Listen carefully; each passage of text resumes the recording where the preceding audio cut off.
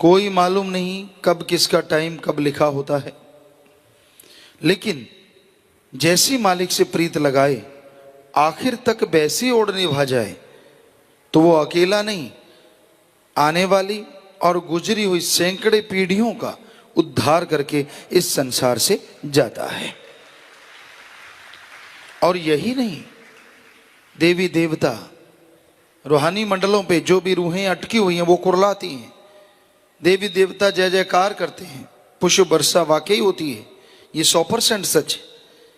आपने वैसे कहानियों में किस्सों में सुना होगा कि देवताओं ने बरसात की पुष्पों की, तो ये कोई मामूली बात नहीं है। वो देवता जिनके लिए लोग कितनी कितनी देर भक्ति करते हैं, उनको खुश करने के लिए तड़पते रहते हैं, जब आत्मा मालिक से ओढ़ निभा के जाती है वो खुद चल के उस रास्ते पे आते हैं और उस पर पुष्प वर्षा करते हैं, जय जयकार करते हैं कि धन्य ये रूह जो काल के देश में मालिक से ओढ़ निभा के सचखंड निज धाम जा रही है। नाम लेने का मतलब ये नहीं होता कि ये संसार आपका पक्का अड्डा है। राम का नाम ले लिया, सोचो कि मैं इस दुनिया से जाऊंगा ही नहीं, ये तो गलत फहमी है, ये तो गलत। वो तो आपके पिछले कर्मों का निश्चित किया हुआ है। पहले बने परारब्ध पाछे बने शरीर, पहले सारा शरीर के बारे में लिख दिया जाता है कि हाँ भाई ये शरीर बनने जा रहा है, इसमें फला आत्मा आनी है। मालिक के पास पूरा हिसाब किताब है। जैसे एक व्यापारी रखता है, फला को पैसे देने हैं, इतनी देर बाद वापस ले लेने हैं, फला को देने इतनी देर बाद। तो वहां राम के घर, ये मालिक के घर, सारा हिसाब किताब तो पहले सेटिंग हो जाती है कि हाँ भाई इस आत्मा ने इस शरीर में इतनी देर रहना है। पर उस टाइम से पहले पहले अगर आत्मा मालिक से जुड़ जाती है, मालिक का नाम लेने लगती है, तो उसका कल्याण ऐसा होता है, ऐसा होता है कि जिसकी कल्पना काल महाकाल भी नहीं कर पाता। यानी वो यहां भी नजारे लूटती है, जितनी जिंदगी बचती है खुशियां लेती है, जाना तो उसने उस टाइम पे है ही, लेकिन जो मालिक से जुड़ी जीवात्मा होती है वो यहां भी नजारे लूट के जाती है और आगे भी मालिक की गोद में विराजमान होती है और बेइंतहा खुशियों से माला माल होती है। इसे कहते हैं ओढ़ निभाना। ये नहीं कि लोग आपको ताने मारे, लोग आपको गलत कहें कि भाई आप तो मालिक का नाम लेने वाले हैं, आपको तकलीफ क्यों, आप बीमार क्यों, आपके छोटे बच्चे की या बड़े की या फलां की मौत क्यों। सीधा सा जवाब है, वो तो मालिक का प्रारब्ध पहले लिखा हुआ है। जब नाम भी नहीं लिया था, जन्म लिया था, तब से ही लिखा हुआ है। वो तो परमात्मा ने लिख दिया कि हाँ भाई इतनी देर आत्मा को इस शरीर में रहना होगा। तो वो तो सबने जाना है, लेकिन ये कहिए कि आपके वाली भटकती फिरेगी अगर नाम नहीं लिया, हमारे राम नाम अगर लिया है तो मालिक की गोद में विराजमान होके निज धाम सचखंड सतलोक अनामी जाएगी। जमीन आसमान नहीं, जुगों जुगों का अंतर है इन बातों में। तो आदमी को हमेशा ही रूहानियत की सोच में रहना चाहिए। मालिक से दुआ करते रहो जो आपको जायज लगता है, भक्ति करते रहो, इबादत करते रहो। अगर आपका मालिक पे दृढ़ विश्वास है, आपको यकीन है, तो वो गलत तो कभी किसी का कर ही नहीं सकता। तो इसलिए आप मालिक की रमज को पहचानो, उसको जानो जो दोनों जहां का मालिक है। मौत जैसा भयानक कर्म वो काट देता है, लेकिन जो समय लिखता है मालिक कि भाई इस टाइम आत्मा ने आना है, तो वो बदलना मुश्किल हो जाता है। ये रह जाता है यार ऐसे कर लेते, वैसे कर लेते, अगर वो मान लेते, अगर ये मान लेते। ये चीजें तो पश्चाताप के रूप में रहती हैं, लेकिन अगर वो मान ली जाती तो हो सकता है मालिक कुछ का कुछ कर दे, लेकिन काल मानने नहीं देता, क्योंकि उसकी भी तो ड्यूटी है। वो इस तरह से बुद्धि को घुमा देता है, आदमी के ख्याल में भी नहीं रहता कि ऐसा भी हो सकता है। तो भाई सुमरन करो ताकि मालिक से जैसा प्यार आपका लगा है उसमें लेश मात्र भी अंतर ना आने पाए। अपने आप को मजबूत रखो, इरादे बुलंद रखो। एक्सीडेंट में कितनी मौतें हो जाती हैं, किसी किसी घर के सारे खत्म हो जाते हैं, वो किसको लाना देंगे? किसको कहेंगे कि ऐसा क्यों हुआ? भगवान को नहीं मानेंगे तो भगवान को पहले कौन सा मान रहे होते हैं? अगर मान रहे हो, होना तो फिर भी एक्सीडेंट ही है, लेकिन फिर ना तो उस जान जब जाती है, आत्मा शरीर छोड़ती है, ना तो तब कोई दर्द हो, और ना ही जब इधर उधर आत्मा भटके वो मालिक की गोद में बैठ के निज धाम जरूर जाती है। ये अंतर पड़ जाता है जुगों जुगों का। तो भाई यही हकीकत है, यही वास्तविकता है। तो आप सोचिए संसार में ऐसा कितना हो रहा है। तो अगर कोई मालिक का प्यारा इस तरीके से चला जाता है तो आप उसके लिए पश्चाताप ना करो, सुमरन करो, क्योंकि जो मालिक के राह पे चला करते हैं उनकी तो कुलों का उद्धार हो जाता है। यहां तक हमारी बात है। हम तो भाई खाकसार हैं, चौकीदार हैं, सेवादार हैं, आपके जूतों में भी बैठने को तैयार हैं, क्योंकि जितनी आप हमारी मान बढ़ाई करते हैं हमें बिल्कुल भी अच्छा नहीं लगता। वो दोनों जहान का मालिक जो हर जग जहां में हर पल हर समय हर त्रिलोकी में मौजूद है, वो अल्लाह वाहिगुरु और राम है। वो सब कुछ करन करावनहार है। हम तो सिर्फ चौकीदार बन के सबको आवाज देते हैं। हमारे सतगुरु मौला ने जो ड्यूटी लगाई वो निर्वाह वो ही करवाते हैं, और 100% उनके वचन है कि इतने साल करवाएंगे तो करवाएंगे, ये उनके वचन है। तो भाई इसलिए हम तो आपके सेवादार खाकसार। सेवादार खाकसार का मतलब ही ये होता है, आप गांव में नौकर रखते हैं, उसका काम क्या होता है? अच्छा नौकर वही होता है जो घर की संभाल रखता है, खेत की संभाल रखता है, मालिक से काम तो पूछता है, पर ये थोड़ी ना फसल बर्बाद हो रही हो बताए ही ना। अच्छे नौकर की ये निशानियां होती, वो फौरन बताता है, भाई अपनी फलां जगह फसल खराब हो रही है, फलां जगह तेला लग गया, फलां जगह पे सुंडी पड़ गई, फलां जगह घास फूस ज्यादा है, खाद देने वाले इत्यादि इत्यादि इत्यादि। तो वो अच्छा नौकर होता। उसी तरह सतगुरु मालिक ने रहमो करम की, हम तो आपके सेवादार हैं। हम भी आपको बताते रहते हैं कि अब काम वासना रूपी तेला लगने वाला है, सुंडियां पड़ने वाली हैं, अगर ऐसे बुरे कर्म करोगे, ऐसे कर्म करोगे तो ये बीमारियां लगने वाली हैं।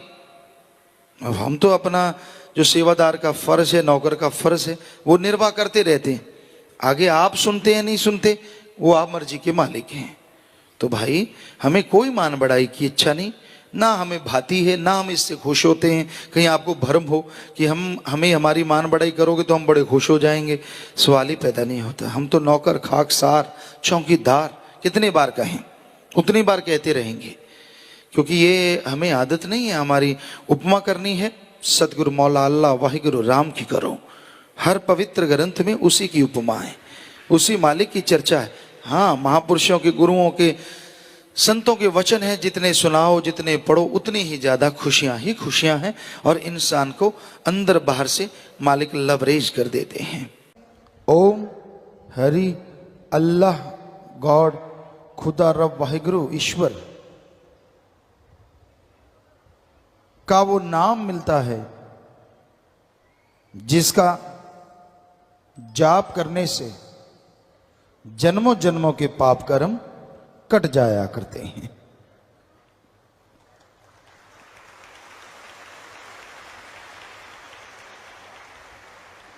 कौन नहीं चाहता कि वो बेगम हो, कौन नहीं चाहता कि वो निरोग हो, कौन नहीं चाहता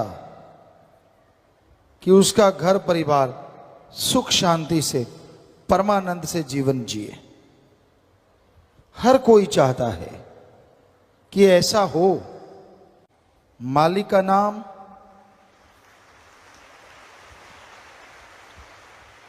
अनमोल है, पर वो बिना दाम के मिलता है।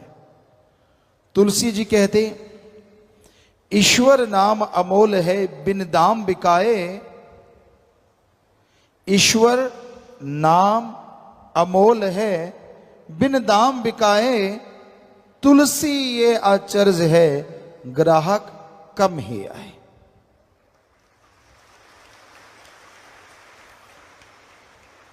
ईश्वर का नाम अनमोल है, पर बिना दाम के वो मिलता है।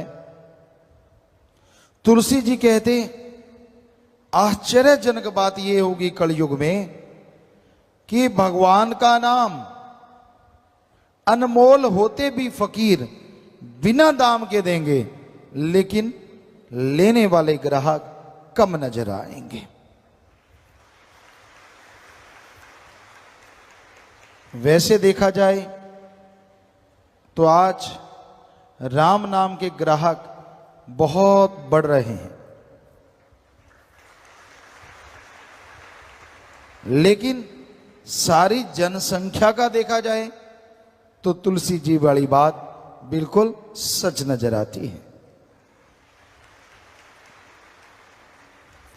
हजारों में, लाखों में, महीने में लोग मालिक के नाम से जुड़ते हैं। ये कोई छोटी बात नहीं है। दिन रात ओम हरि अल्लाह वाहिगुरु गॉड खुदा रब की भक्ति इबादत में जुड़ने वाले बढ़ते जा रहे हैं। उतना ही काल महाकाल जलता है, तड़फता है और बुराई के नुमाइंदे राम नाम को रोकने के लिए लाखों करोड़ों रुपए लोगों पे खर्च कर रहे हैं कि कैसे प्रभु का नाम रुके, कैसे कोई राम का नाम लेना बंद कर दे, कैसे कोई बुराइयां और बढ़ाए। राम अल्लाह वाहिगुरु गॉड खुदा यानी सुप्रीम पावर, उसका नाम कभी भी खत्म नहीं होता। प्रलय महाप्रलय में ब्रह्म तक लोग खत्म हो जाते हैं, लेकिन पार ब्रह्म ना कभी खत्म हुआ, ना हुआ था और ना कभी होगा। वो धुन है, वो अनहद नाद है, वो हरि रस है, वो अमृत है, वो आबो हयात है। वो है तो सब कुछ है, वो नहीं तो कुछ भी नहीं है। तो उस नाम से आप जुड़ो। जुड़ गए हो तो हमारी हाथ जोड़ के विनती, आप आधा घंटा सुबह, आधा घंटा शाम आप जाप करके देखो 2-4 महीने, हम आपको गारंटी देते हैं ऐसा सुख मिलेगा, ऐसी शांति मिलेगी जिसकी आपने कभी कल्पना भी नहीं की होगी। सब लोग जाप करें पर कोई करता नहीं, और ऐसा कुछ है नहीं जो घोल के पिला दें। राम नाम तो जपना पड़ेगा। जादू टोना मंत्र सब रिद्धि सिद्धि में अटक के रह जाते हैं, अटका देते हैं। मालिक का नाम सुखों की खान है, और उसका जाप करते हैं, करते हुए जो ओढ़ निभा जाते हैं, दोनों जहां में उनकी जय जयकार होती है और उनका नाम अमर हो जाता है।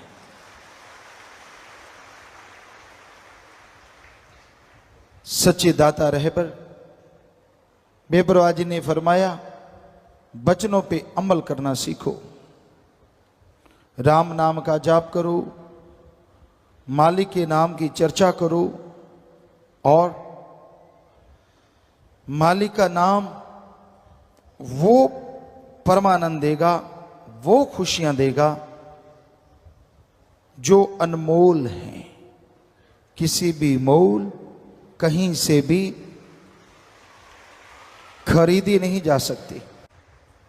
राम नाम जपने के लिए लोग सब कुछ त्याग देते हैं। इंसानियत की सेवा के लिए जो त्यागी तपस्वी यानी ब्रह्मचारी सतब्रह्मचारी बन जाते हैं, वो नसीबों वाले होते हैं। उनकी कुलें, उनके परिवार अति भाग्यशाली होते हैं।